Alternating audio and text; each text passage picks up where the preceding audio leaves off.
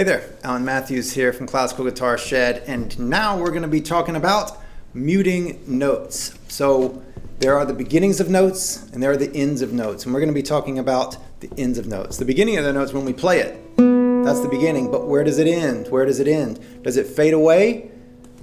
Does it end at a specific point in time? Or does it just get muted at some point and we don't really think about that? We're going to talk about 7 techniques of muting strings. Number 1, the left hand lift. We're playing a note and we lift the left hand. We just quit pressing.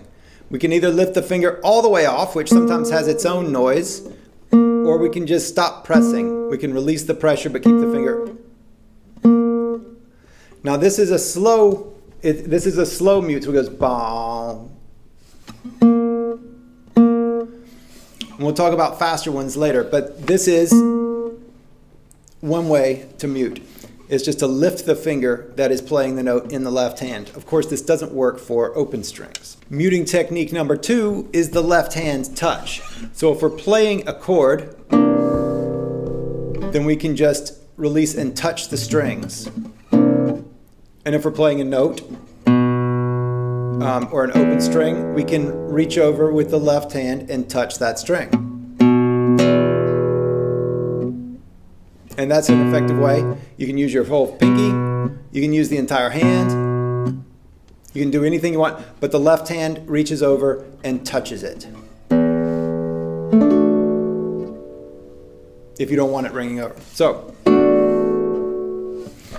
muting technique number 3 is the right hand thumb touch. So much in the same way that the left hand can touch, then we can also use the side of the thumb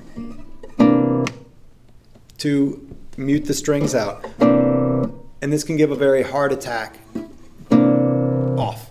It's a very sharp end to the note.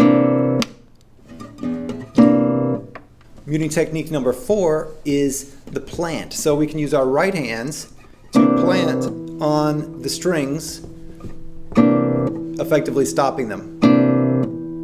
Now if they're open strings, they may still be ringing.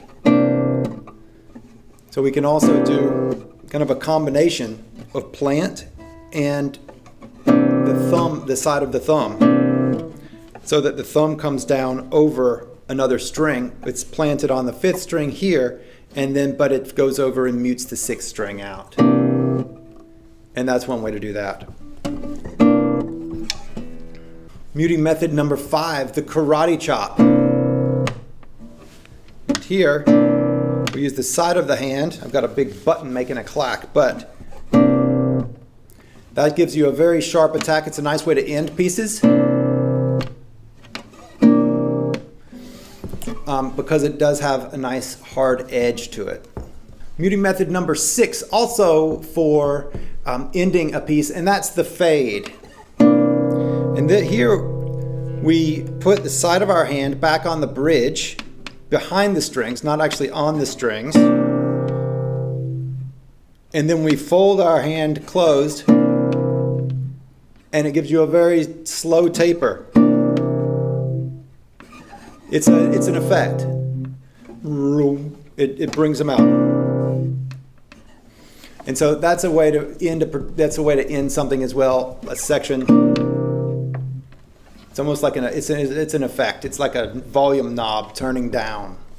So number 7 is similar to this one, and this is pizzicato. So that you put your hand back here, fold it down, and then play pizzicato. And this is effectively muting the string while playing it.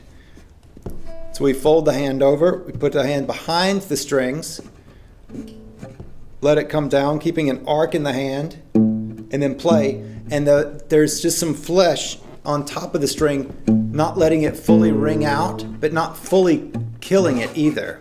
So you still get the tone,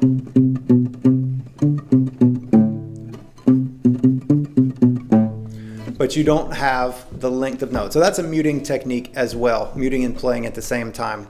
Right, so those are 7 different muting techniques. Enjoy those. Go stop some strings. I look forward to seeing you soon. Please subscribe to this channel and be well.